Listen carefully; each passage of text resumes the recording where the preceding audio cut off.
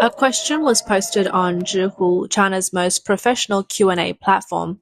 It asked, can China's air defense system effectively prevent the B-2 or B-21 stealth bombers from entering its airspace? This question has been discussed since 2019 with over 600 responses and more than 200 million views. What stands out is that most of the highly rated answers do not reflect the usual patriotic slogans, but come from experts such as radar engineers, retired air defense soldiers, and military researchers. Their conclusion is surprisingly unanimous. China's current air defense system cannot stop these bombers. If the B-2 or B-21 were to fly through Chinese airspace, it would be like walking through their own backyard. The delusionment of radar. One of the most promoted technologies by the Chinese government in recent years is the M-band radar. It is portrayed as the ultimate weapon against stealth aircraft, promising to reveal the true nature of planes like the F-22 and B-2. However, experts in the field have exposed the flaws in this claim. A radar engineer with over 1,600 upvotes on Zhihu shared that for nearly a decade, the papers used by China to demonstrate the radar's effectiveness in detecting the B-2 were based on a bare metal model of the B-2. This model does not represent the actual stealth capabilities of the aircraft, leaving the radar's true effectiveness in question. What is a bare metal model? It means assuming the B-2 has no stealth coating, no radar-absorbing materials, and no optimization for the VHF frequency band. But what about the real B-2? According to this engineer, from the very beginning, the B-2 was designed to specifically counter VHF frequencies. On the edge of its wing and key areas, there are 30 centimeters to 1 meter thick layer of impedance-matching radar-absorbing materials. The engineer's conclusion is straightforward. With the current algorithms and hardware, even halving the expected detection range would be optimistic. In a real confrontation, if the US military deployed some MALDJ decoys or use the NGJLB electronic warfare pods, China's M-band radar would only show two images, either a screen full of noise or a massive Christmas tree of interference. A comment from a netizen summed up this sense of despair perfectly. Bro, take it easy. You're not just tearing apart a paper, you're breaking the pillar of support we've had for the past 10 years. If you think an anonymous comment doesn't hold much weight, just look at Chen Bihong, a PhD from Tsinghua University's Department of Electronics Engineering. He has a well-known radar expert as his mentor. His account on Zhihu is verified. In his answer, he first takes a jab at stealth aircraft, then shifts gears and drops the coldest remark. Until a B-2 is shot down, everything is just talk. On the surface, he also said, I admire missile barrages like the Dongfeng 17. Even the US air defense can't handle them. But the real point here is, in terms of air defense, there's nothing on the table that can match the B-2 or B-21 in real combat results. It's all self-comforting through offensive measures. Once Dr. Chen's remark hit, the comment section quickly shifted from keyboard warriors to actual industry professionals, stepping in to make further cuts. Some reference the Red Sword exercises where the blue team only sent one J-16D fighter with an electronic warfare pod simulating the interference strength of an EA-18G. The result, the M-band radar immediately turned into snowflakes and flashing lights with hundreds of false targets filling the screen, and the identification rate dropped to 0. Active duty radar operators chimed in, saying, forget the B-21, we can barely handle the EA-18G, an old-school electronic warfare plane. Some even quoted from the exercise summary, the intensity of the confrontation exceeded expectation. Do not disclose externally. These remarks collectively debunked the propaganda myth that M-band radar can counter stealth. Simulations used a bare metal B-2, while the real B-2 is designed with thick radar-absorbing layers specifically to counter M-band. And in modern electronic warfare, M-radar doesn't see clear targets, but snowflakes and Christmas trees. During exercises, one domestic electronic warfare plane can completely disable the radar network. So the question arises, if they can't even handle a simulated EA-18G in their own exercises, how will they cope with the B-21, which is equipped with advanced electronic warfare pods and can launch stealth cruise missiles at the same time? When that happens, will the M-band radar display even lights, or will the screen go completely black, showing nothing at all? Chapter 2, the physical blind spot. A user named Wang Nian Yandi on Zhihu originally aimed to provide a professional explanation of China's anti-stealth system, but they ended up inadvertently revealing the key flaw in a single sentence. Ground radar can detect high-altitude targets at around 400 to 500 kilometers, but due to terrain and the Earth's curvature, the detection range for low and medium-altitude targets drops significantly, creating gaps in coverage. This is where airborne anti-stealth systems are needed to fill the blind spots. While the statement may sound official, radar operators and Air Force experts in the comments section offered a much simpler interpretation. What does significantly reduced detection range for low and medium altitude targets mean? It means the radar screen is so cluttered with ground noise that it might mistake your mom for a B-2 and vice versa. In complex terrains, when the radar is turned on, the screen becomes entirely green. The mountains are targets, and the targets are mountains. If the B-21 flies along a mountain ridge, it looks just like a moving hill. Add some real-world conditions into the mix, mountains and coastlines where ground noise is already strong. When the US military uses electronic warfare or deploys decoys, the radar's smart filtering algorithms would simply give up. On paper, it says M-band radar can counter stealth, but in actual combat, the radar can't even distinguish what's a target. Someone might argue if low-altitude ground radar can't see, there is still the KJ-500, an airborne early warning and control aircraft. It can fly above and look down. Surely it can fill the blind spots, right? A Zhihu user with an Air Force background poured cold water on the idea. The KJ-500 radar, with its frequency band, power, and algorithms, was never specifically designed for countering stealth. Treating it as an anti-stealth miracle is just a story from promotional videos. The actual platform suited for airborne anti-stealth is the large airborne early warning aircraft based on the Y-20 platform, but it is still in the testing phase with very few units. The aircraft's ceiling is limited, radar's downward viewing capability is restricted, and due to the Earth's curvature, low-altitude areas will still have large blind spots. In simple terms, if the ground can't see clearly and the plane can't fly high enough, low altitude remains a vacuum. So according to Zhihu experts, in theory, coverage is comprehensive, but in practice, low altitudes remain a vast blind spot that no one is responsible for. Chapter 3, the delusionment of Jilin 1.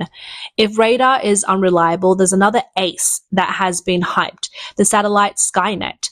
In recent years, the most frequently mentioned name has been the Jilin 1 constellation, hundreds of low Earth orbit satellites that provide global coverage with revisits every 10 minutes, claiming to be able to live stream and departure and arrivals of US aircraft carriers.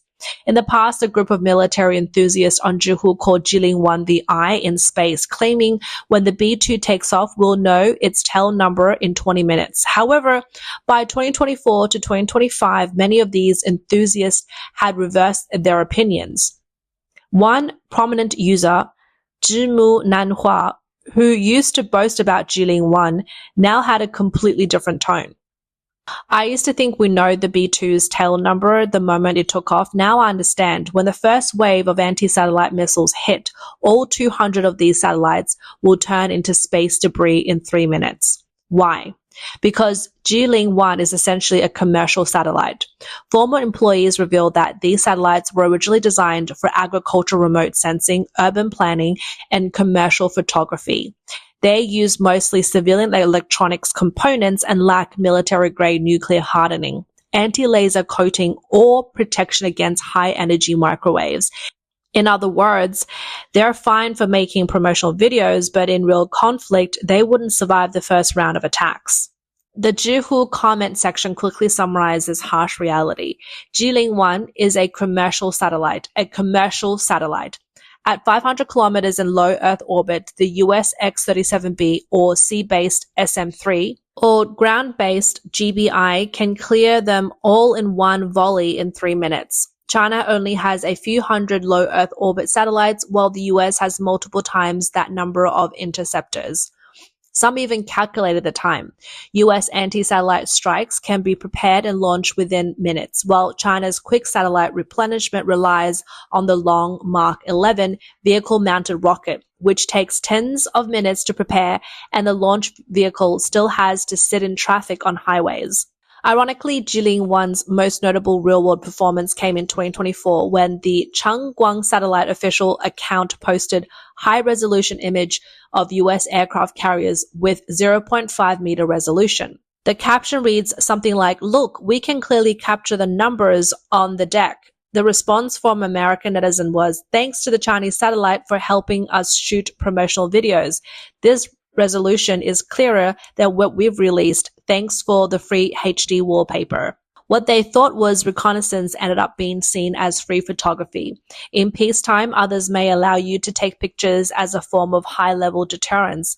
I'm not afraid of you watching, but in wartime, before you even manage to take a photo, your eyes will already be blinded. Chapter 4. The Time Delay Massacre. In China's propaganda, the most dazzling card in the air defense deck is the HQ-9B.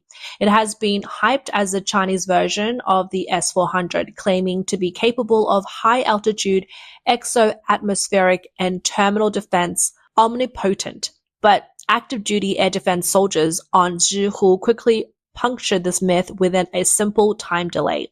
On one side, there is data released by the US military. The B-21 features a next-generation stealth bomb bay design. From opening the bay doors, releasing the munition, to closing the doors again, the entire process takes just a few seconds. On the other side, there is the OODA loop for the HQ-9B system. Radar detects abnormal echoes. The computer initially identifies a target, reports to the command center. The commander confirms the target type, issues an attack order. Radar provides precise guidance, missile launch. An air defense soldier on Zhihu put it simply, "Don't be fooled by the promotional videos where everything happens with the press of a button. In real battle, from detection to launch with multiple systems interacting, the fastest time is over 10 seconds. Even more brutally, according to active duty missile operators, the B-21 can carry about 16 JASSMER or LRASM stealth cruise missiles with a range of over 900 kilometers. This means the B-21 can comfortably fly 1,000 kilometers off the coast of Shanghai, open its bomb bay, release the missiles, and turn back home. The HQ-9B's claimed range is around 200 kilometers. The B-21 would have already launched its missiles from 1,000 kilometers away. One Zhihu user summed it up perfectly. This isn't even a matter of impossible to defend. It's that you don't even have the qualifications to be their opponent. Chapter 5. The Human Flaw. The radar operator can see it, but the party won't let him fire. Let's assume the most optimistic scenario. The M-band radar is in good condition, the ground clutter isn't too noisy, the satellite isn't shot down, the airborne early warning aircraft is flying at the right altitude, and a radar station spots a suspicious low RCS, radar cross-section, target on the screen. Its altitude, course, and speed match the B-21's characteristics. The question is, would the Chinese military dare to fire? A retired military officer on Zhihu put it bluntly, "In that system, firing without permission and starting a war is a death sentence. If you fire by mistake, you're personally responsible. If you don't fire, you can say, 'I didn't get approval from above.'" So what's the actual process? The radar operator reports to his team leader, who reports to the platoon leader, who reports to the company commander, who reports to the battalion commander, and then the brigade commander center. The brigade commander center can't make a decision on its own and has to report it to the theater command. The theater commander will then call Beijing to ask for instructions from the highest command. The B-21 has a narrow window to penetrate the air defense system, possibly just a few minutes or even seconds. By the time that request for approval is being passed through all the departments, and while the top brass is debating, is this a false alarm? Could this be a US provocation? Should we issue a diplomatic protest? The bombs are already falling. The retired officer's conclusion: the US's military's advantage lies in its flexible authorization mechanism, discover and destroy instantly. Our fatal flaw is that even if the radar operator can see the target, he must wait for the party to give the order. By the time the party issues the command, the missile has already exploded. Chapter 6: The Deep Logic. How did it get this bad? At this point, a common pattern emerges. M-band radar uses a bare metal B-2 in simulations, but in practice, electronic warfare renders it useless. Physical blind spots created by the Earth's curvature and ground clutter leaves large low-altitude areas uncovered. Zhihu satellites can capture images in peacetime, but turn into space debris in war. HQ-9B has insufficient range and slow response time, making it only capable of watching the B-21 launch missiles from outside the defense zone. And finally, the radar operator can see the target, but the system doesn't allow him to fire. So the fundamental question is, why is it like this? The answer was revealed in another news report. Do you remember the Rocket Force scandal from 2 years ago? The commander of the Rocket Force, Li Yuchao, and the political commissioner, Xu Zhongbo, were both dismissed. The media exposed issues like missile fuel being replaced with water and launch silo covers not opening. A group of senior generals responsible for strategic missile systems were publicly removed during a combat readiness inspection. If the missile force are like this, can air defense systems be any cleaner? An anonymous expert on Zhihu said coldly, if the missile forces, which are publicly called national treasures, can have such issues, do you think a more covert system relying heavily on software and chips like air defense doesn't have space for corruption?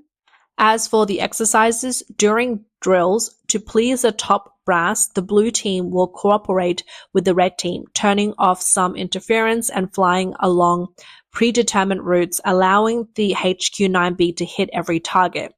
These self-deceptive exercises have been going on for 30 years. They fooled the leadership, the public, and eventually even themselves. It wasn't until the US deployed B-2s and B-21s to Australia and Guam, and until military enthusiasts and researchers on Zhihu collectively compared their miseries in over 600 comments, that they realized these years they had been exposed. Conclusion: a collective awakening. So those 600 layers of replies on Zhihu were not just military enthusiasts arguing, but a public dismantling of China's military myths within the country. On the radar front, insiders admitted, until a B-2 is shot down, it's all just talk. Regarding satellites, they acknowledge Zhiling-1 is a commercial satellite. It couldn't withstand a single round of attack in wartime. As for terminal air defense, they confessed, our missiles can't catch up to their bomb bay doors. And on the system level, they revealed, the military doesn't control the weapons, politics does. The radar experts, air defense soldiers, and military researchers on Zhihu are more aware than anyone. They work with cold, hard technical details, formulae and parameter calculations, but what they're really saying is the same thing. Against the B-2 and B-21, the real purpose of this air defense network isn't to shoot down the enemy. It's to give ourselves the illusion that we're ready. That is the true meaning behind the 600 plus comments on Zhihu in 2025.